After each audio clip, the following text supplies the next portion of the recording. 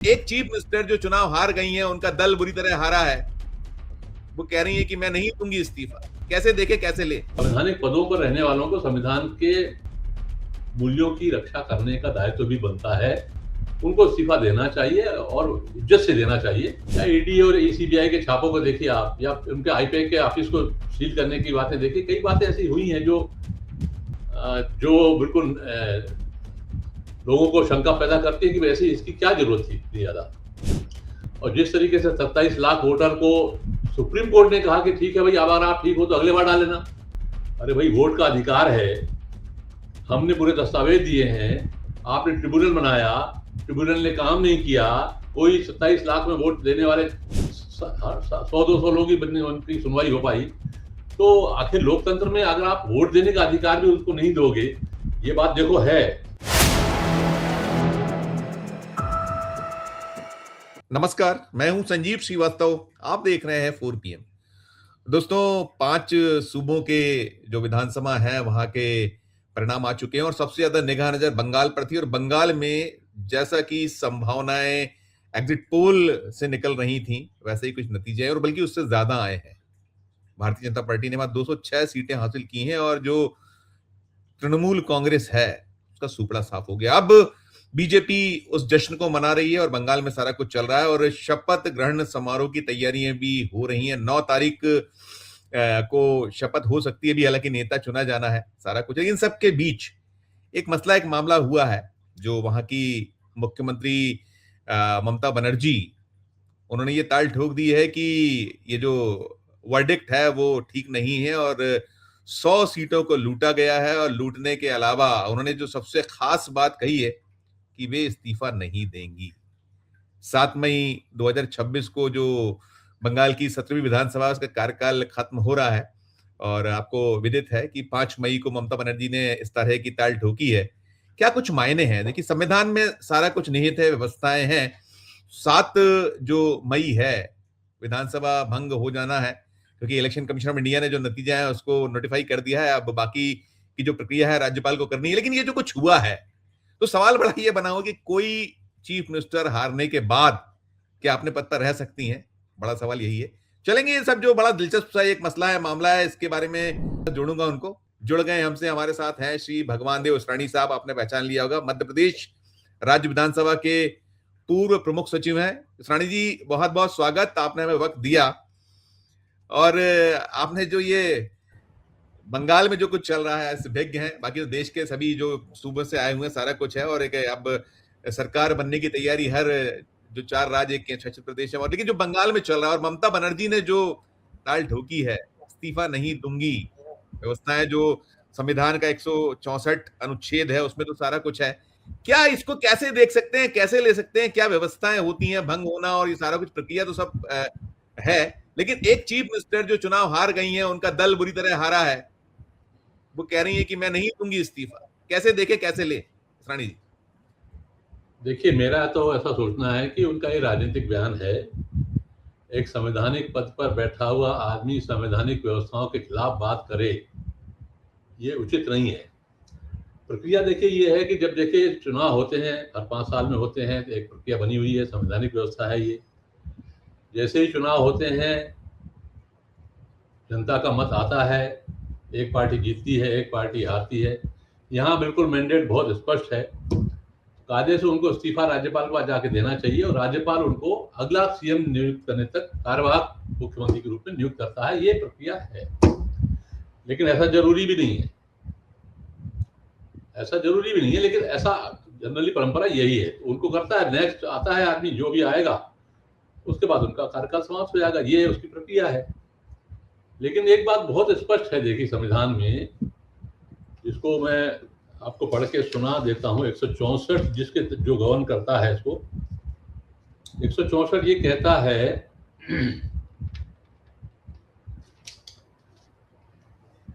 मुख्यमंत्री की नियुक्ति राज्यपाल करेगा।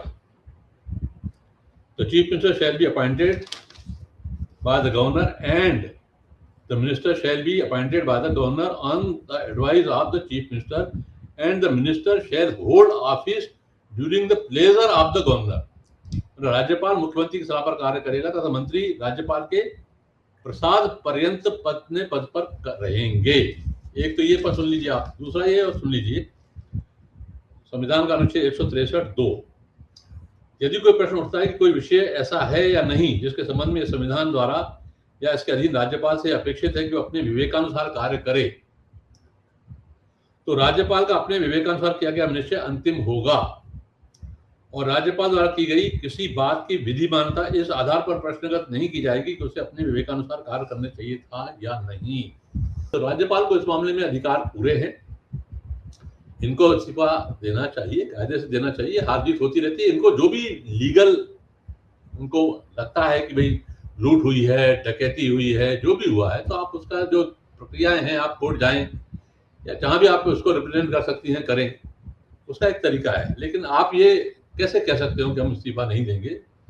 लेकिन अगर ऐसा होता है, मान लीजिए अगर उनको अपनी कोई इतिहास बनाने की इच्छा है उनकी, कभी कभी होता है कि भाई इतिहास में दर्ज हो जाए कि मैंने इस्तीफा क्यों दिया, क्यों नहीं दिया, तो राज्यपाल उनको डिसमिस कर सकता है। और राज्यपाल डिसमिस नहीं करता, इनका कार्यकाल जिस दिन समाप्त होगा उस दिन राज्यपाल अगर दूसरे मंत्री मुख्यमंत्री की शपथ दिला दे तो वो भी गलत नहीं है। और दूसरी बात, एक और बात है कि अगर वो इस्तीफा जैसे नहीं देती हैं तो राज्यपाल अपनी सिफारिश करके केंद्र को भेज सकता है, वो वहां राष्ट्रपति शासन लगवा सकता है और नई सरकार बना सकता है। भले वो 2 दिन के लिए हो, 3 दिन के लिए हो, 4 दिन के लिए हो, 5 दिन के लिए हो, जितने दिन के लिए चाहे वो अनुशंसा करेगा गवर्नर केंद्र सरकार को, केंद्र सरकार अनुमति देगी और वहां राष्ट्रपति शासन लग जाएगा और फिर वो नए को बुला करके शपथ दिला के नया मंत्रिमंडल बना देंगे। मैंने सारे ऑप्शन राज्यपाल के पास हैं, संविधान में प्रावधान है, ऐसा कोई नहीं कह सकता कि मैं इस्तीफा नहीं दूंगा। नहीं, 2 चीजें, एक तो इसमें सबसे बड़ी चीज ये है कि ऐसा कोई, मुझे नहीं लगता शायद जब से आजाद भारत में इतने सारे उदाहरण है, कभी कोई पहले कोई ऐसा कोई इतिहास, कोई ऐसा कोई मसला, ऐसा कोई मामला आपको विज्ञ है, आपको याद आता है कभी? क्योंकि अब मामला उठा आज है, तो कभी कोई हुआ हो, ऐसा कुछ आपको ध्यान आता है? नहीं हुआ ऐसा, मेरी जानकारी में तो कमसम नहीं है ऐसा कभी हुआ हो कि किसी ने चुनाव हारने के बाद ये कहा हो। 4 दशक से ज्यादा का आपका विधानसभा का आपका कार्यकाल, जितना हमारा अपना अनुभव है, जो हमने सुना है, जो देखा है, जो पढ़ा है, मेरी जानकारी में ऐसा कोई नहीं है कि जो प्रधानमंत्री हो या मुख्यमंत्री हो चुनाव हारने के बाद ये कहे। यहाँ तो देखिए क्या है, बीजेपी की इतनी मेजॉरिटी ज्यादा है, मतलब बहुत जमीन आसमान का फर्क आ गया है। कोई 2-4, हमने तो अटल जी को देखा जो 1 वोट से सरकार हारी थी पार्लियामेंट में, तो उन्होंने तुरंत इस्तीफा दे दिया था। यहाँ तो बहुत वोटों का फर्क है, बहुत विधायकों का फर्क है, वहां तो 1 सांसद मामला था। तो संवैधानिक पदों पर रहने वालों को संविधान के मूल्यों की रक्षा करने का दायित्व भी बनता है, उनको इस्तीफा देना चाहिए और इज्जत से देना चाहिए। और उसके बाद जो लड़ाई है लड़े, बिल्कुल लड़ना है, उनका हक है, वो अपना देखें कि कहाँ गड़बड़ी हुई है, कैसी गड़बड़ी हुई, कैसे लूट हुई है, कैसी डकैती हुई है। जो हुआ है वो भी असाधारण है, ये बात भी सही है। जो वहां हुआ है वो भी असाधारण है, जो हो रहा है वो भी असाधारण है। तो ठीक है, उसका निदान करने के तरीके संविधान में दिए गए हैं, उसी तरीके को अपनाना चाहिए उनको, और कोई तरीका संविधान से इतर नहीं है।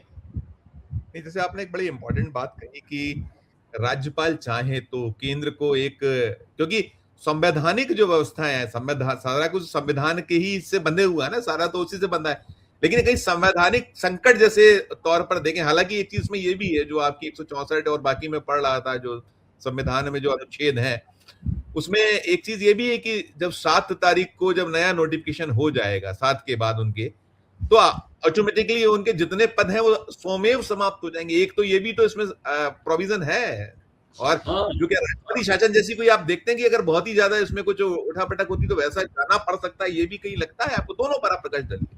कैसे एक तो जो व्यवस्था है उसमें तो नया नोटिफिकेशन हुआ तो जितने पुराने पद हैं ऑटोमेटिकली समाप्त हो जाएंगे, भंग हो गई विधानसभा। भंग तो होने का चुनाव आयोग, सारे कलेक्टर अपनी रिपोर्ट चुनाव आयोग को भेजते हैं, चुनाव आयोग एक लिस्ट जारी करेगा, नोटिफिकेशन जारी करेगा कि भाई इनको हमने इस विधानसभा के चुना है, ये फाइनल लिस्ट है, ये नोटिफिकेशन जारी किया।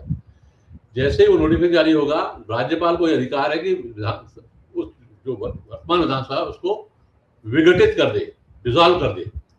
अब विधानसभा डिसॉल्व हो गई, नई विधानसभा गठित हो गई, बात ही खत्म हो गई ना। तो राज्यपाल को सारे अधिकार दिए गए हैं ना, ऐसा हो नहीं सकता ना। विधानसभा डिसॉल्व होगी, वो राज्यपाल करेंगे, उसका कार्यकाल पूरा हो गया, जैसे ही राज्यपाल को सूची मिलेगी, ये लोग चुनने गए हैं, वो सूची आएगी और वो सेम डे दोनों कार्यवाहियां होती हैं। वहां से नई विधानसभा गठन हुआ, यहां से पुरानी विधानसभा का विघटन हुआ। दो नोटिफिकेशन एक ही दिन जारी होते हैं। अच्छा, इसमें लेकिन एक चीज आपने जैसे पहले भी कही कि उनका अपना कोई कहीं कि मैं इस्तीफा नहीं दूंगी, इसके पीछे उनका जो पॉलिटिकली कहीं मूव जो आप कहीं संभावना है, मैं भी उसमें देखता हूं पॉलिटिकली है ये।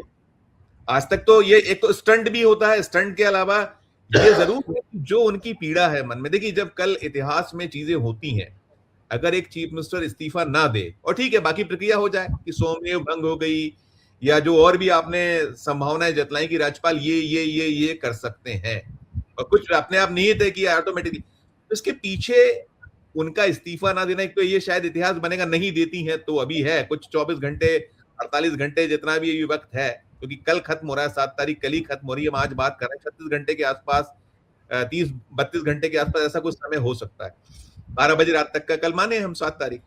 तो इसके पीछे इसमें क्या मंतव्य क्या नजर आते हैं, आपने कुछ कहा और उसको थोड़ा तफसील में क्या मंतव्य देख पाते हैं आप इसमें?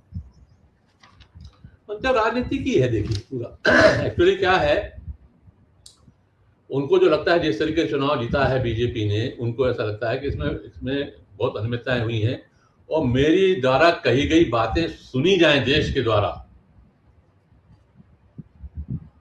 उसके लिए एक दो दिन का ये जो है राजनीतिक हिसाब किताब है कि भाई इन दिनों जो भी वो कहेंगी वो सुना जाएगा, भाई इस्तीफा नहीं दे रही, इस्तीफा नहीं दे रही, क्यों नहीं दे रही, इस कारण से, इस कारण से, इस कारण से, उनकी बात जनता तक पहुंचे या देश के निवासियों, देश के लोगों तक पहुंचे, इसके लिए उन्होंने ये तरीका, लोकतांत्रिक तरीका कह सकते हैं या उसको तरीका भी कह सकते हैं, प्रोटेस्ट करने का अनूठा तरीका भी है, एक नया तरीका उन्होंने निकाला है, ऐसा मेरा सोचना है, ये प्रोटेस्ट करने का उन्होंने नया तरीका निकाला है। मैं उसकी बात सुने, अभी यूं नहीं सुनेंगे, जो मान लीजिए, देखिए क्या है, जो तथाकथित गोदी मीडिया है, जिसको गोदी मीडिया कहते हैं, वो उनकी बात सुनेगा नहीं, उधर की बात करेगा, ऐसा जो आज चलन में आज बात आ रही है, तो उसकी बात सब सुने, मैं जो कह रही हूँ वो सुने, लोगों तक मेरी बात पहुंचे, लोगों को ये उत्सुकता हो सकती है इस्तीफा क्यों नहीं दे रही है, ये तो बड़ी अजीब बात है, जिससे हम आज चर्चा कर रहे हैं, तो ये अजीब बात ही हो रही है ना। बिल्कुल बिल्कुल, तो ये प्रोटेस्ट करने का उन्होंने नया तरीका निकाला है जी। नहीं इसरानी साहब, इसमें एक चीज और भी, देखिए वो सपोज नहीं देती ही नहीं और बाकी सब हो जाता है, जो भी प्रक्रिया है कि सोमेव वहां जो है वो विधानसभा भंग हो गई, नई सरकार बन गई, सारा कुछ हो गया और नहीं देती तो इतिहास में तो ये दर्ज हो जाएगा इस्तीफा नहीं दिया। और मुझे लगता है कि देखिए क्या होता है, इतिहास पढ़ा जाता है बाद में 10, 20, 25, 30 साल बाद, तो शायद कभी जब बंगाल का ये इतिहास पढ़ा जाएगा तो उसमें फिर लोग टटोलेंगे कि आखिर इस्तीफा क्यों नहीं दिया था, फिर क्यों नहीं दिया था, तो उसमें जाएंगे तो फिर वो सारी चीजें आएंगी जो उनके आक्षेप हैं, आरोप हैं कि भाई 100 से ज्यादा सीटों को डाका डाला गया, लूटा गया, चोरी की, जो उनके ब्लेम्स हैं, तो शायद ये पढ़वाने, ये दर्शाने, और वो कह रही मैं लौटूंगी, वो लौटेंगी, वो अपनी अलग है, वो बाद में 5 साल बाद होगा क्या होगा, लेकिन इसके पीछे हम ऐसे भी देख सकते हैं कि जब इतिहास में ये दर्ज हो जाएगा तो शायद फिर जब आज से 20 साल 25 साल 15 साल जब भी टटोलेंगे तो वो पन्ना फिर खुलेगा जरूर, ये भी सही सोच हो सकता है, ऐसे भी देख सकते हैं इसको। हाँ बिल्कुल देख सकते हैं, क्योंकि कुछ नए उदाहरण तो बनाती रही है शुरू से ही। बाकी लेकिन देखिए क्या है कि 15 साल आप रह लिए, वो एंटी इनकम्बेंसी भी होती ही है, ऐसा नहीं है कि आपका शासन बहुत अच्छा चल रहा हो और जनता अच्छा वो कर रही हो, कुछ ना कुछ तो कारण रहते हैं।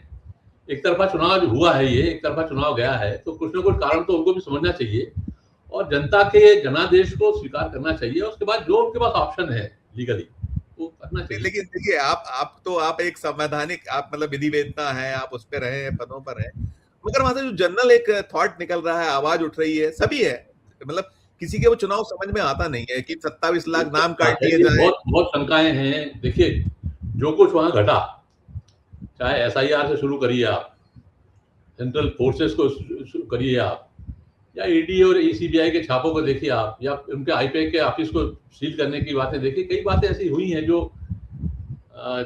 बिल्कुल लोगों को शंका पैदा करती है कि वैसे इसकी क्या जरूरत थी इतनी ज्यादा। और जिस तरीके से 27 लाख वोटर को सुप्रीम कोर्ट ने कहा कि ठीक है भाई, अब अगर आप ठीक हो तो अगले बार डाल लेना, अरे भाई, वोट का अधिकार है, हमने पूरे दस्तावेज दिए हैं, आपने ट्रिब्यूनल बनाया, ट्रिब्यूनल ने काम नहीं किया, कोई 27 लाख में वोट देने वाले 100-200 लोग ही उनकी सुनवाई हो पाई। तो आखिर लोकतंत्र में अगर आप वोट देने का अधिकार भी उसको नहीं दोगे, ये बात देखो है संजीव, देखिए ऐसा है, ऐसा नहीं है कि 27 लाख वोट अगर मिलते तो उन्हीं को मिलते, लेकिन एक बात पे शंका ऐसी जाती है कि भाई बीजेपी को कोई आपत्ति नहीं है उस पर।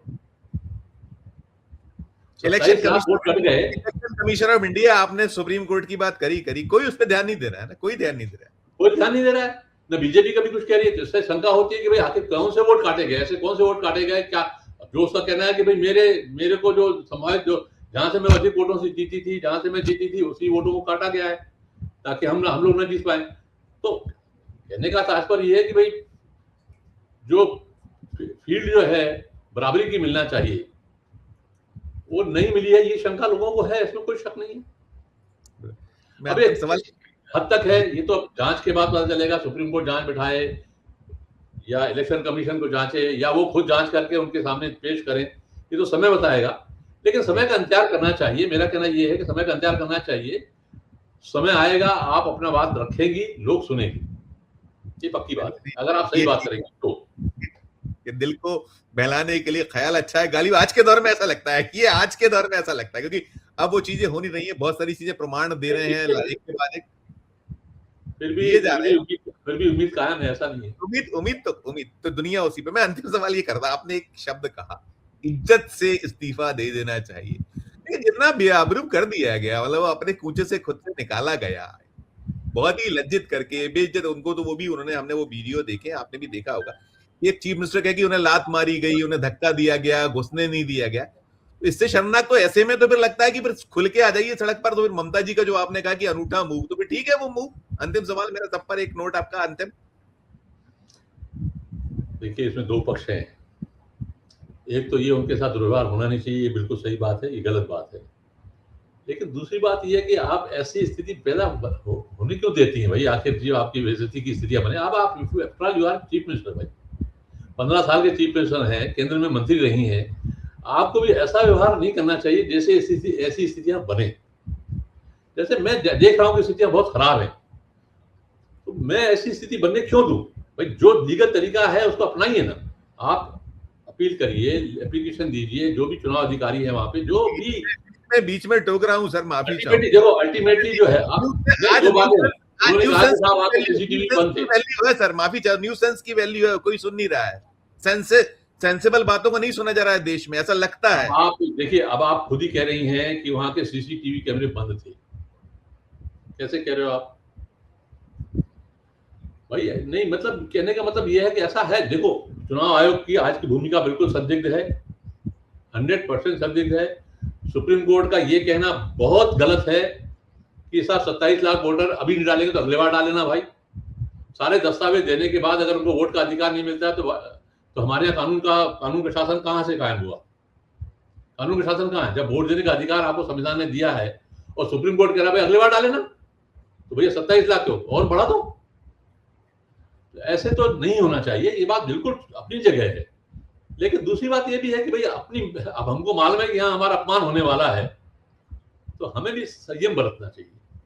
ठीक है बहुत बहुत बहुत शुक्रिया आपका, आपने सारा का सारा उसको वो किया, और खासकर जो उसके लीगल जो एस्पेक्ट्स हैं, जो संविधान में बताया पहुंचा। बहुत शुक्रिया, बहुत आभार, धन्यवाद। Thank you. दोस्तों, आप सुन रहे थे ये भगवान देव इसरानी साहब, प्रमुख सचिव मध्य प्रदेश राज्य विधानसभा से रिटायर हुए हैं, और इस पूरे जो है उसके ज्ञाता है, विद्वान है, उसके विधिवेत्ता है, मैं एक तरह से कह सकता हूँ। उनकी आपने राय सुनी और वो कह रहे हैं ममता बनर्जी का, लेकिन कुल मिलाकर जो मैंने उनसे पूछा है, क्या चारा क्या है, आप कैसे दर्ज कराइएगा, क्योंकि कल तो यही बात होगी कि शानदार जीत दर्ज की गई थी, लेकिन कैसे मिली थी वो जीत ममता बनर्जी का, ये शायद उसी को कहीं कल जब ये पन्ने खुलेंगे, इतिहास पढ़ा जाएगा, तो उसमें जरूर इसका कहीं उसको पन्नों को भी टटोला जाएगी कि इसके पीछे का खेल था क्या। यही कुछ दिखता है। ये पूरी चर्चा मैं यहीं विराम दूंगा, और सुनने के बाद आपकी अपनी जो राय हो उसे लेकर अपनी टिप्पणी, अपनी राय हमारे वीडियो के प्रकट कीजिएगा। और अच्छी लगे हमारी चर्चा तो चैनल को लाइक कीजिएगा, सब्सक्राइब कीजिएगा, ज्वाइन का बटन दबाइएगा, तो हमारी हौसला अफजाई होगी। प्यारा उसमें देखते रहिए 4 PM। धन्यवाद, नमस्कार।